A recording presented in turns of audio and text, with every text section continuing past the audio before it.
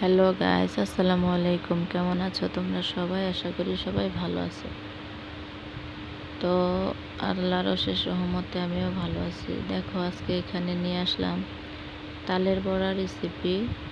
তো প্রথমে এখানে আম, উম, চালের গুঁড়া দিয়ে নিয়েছি, তারপর তাল আর তালের রস আর চিনি দিয়ে নিয়েছি। এখন সবগুলো একসাথে সুন্দরভাবে মিশিয়ে নেব। তো এই কাজটা আমার বড় বোন করতেছে, আমি করিনি। তো ওই পিঠাগুলো বানাবে। তো দেখো, এই যে গুঁড়াগুলো মাখানো হয়ে গেছে, সুন্দরভাবে একটা ব্যাটার রেডি হয়ে গেছে।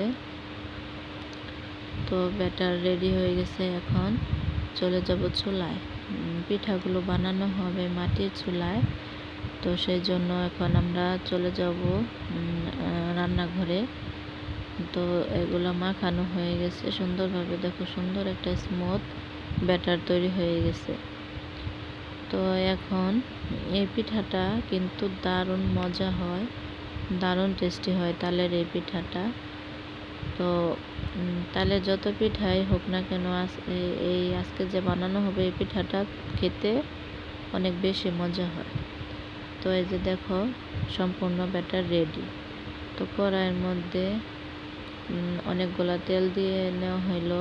ওই তেলের পিঠা বানায়, পোয়া পিঠা, ওই রকম অনেকগুলা তেল দিয়ে। তেলগুলা সরিষার তেল। তো সরিষার তেলে একটা সমস্যা হয় যে পিঠাগুলা দেওয়ার সাথে সাথে ফেনা হয়ে একদম কড়াই ভরে যায়। তো আগুন জ্বালানো হয়েছে, কড়াই দিয়ে তেলগুলো গরম হলে তারপর এখন এক এক করে পিঠাগুলো দিয়ে নেবে।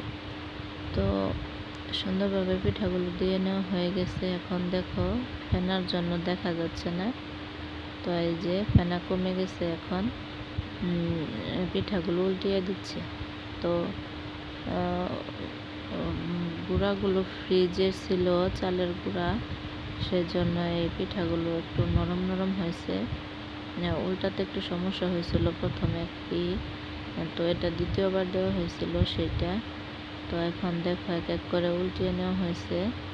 আর উল্টিয়ে নেওয়া, দেখো, দেখতে পাচ্ছ কেমন নরম নরম হয়েছে, ওই ফ্রিজের গুঁড়ার জন্য। তো দেখো, পিঠাগুলো হয়ে গেছে, এখন নামিয়ে নেব। তো এই যে দেখো, সুন্দর হয়েছে কিন্তু দেখতে, খেতে এত মজা হয়েছিল একদম। আমি এখানে বসে বসে কতগুলা খেয়ে নিয়েছি। তো এই যে দেখো, এগুলো এইটা একটু বেশি হয়ে গেছে, একটু পোড়া লেগে যাচ্ছিল। তো দেখো, এক এক করে এখন সবগুলা পিঠা নামিয়ে নেবে। তো প্রথমে একবার দেওয়া হয়েছিল, সেগুলা একদম ভেঙে গেছে, তেলের জন্য দেখা যায়নি। এগুলো আমি খেয়ে নিয়েছি। এখন আবার দ্বিতীয়বারের এগুলা। তো আবার দেখো, এই যে শেষবারের মতো এগুলা ওই ভেঙে গেছিল যে ওইগুলো, ওই যে নিচে আছে কিছু, আর উপরের এগুলা ভালো। তো দেখো, আজকের মতো এই পর্যন্তই। তোমরা সবাই ভালো থাকবে, আমার জন্য দোয়া করবে। আসসালামু আলাইকুম, আল্লাহ হাফেজ।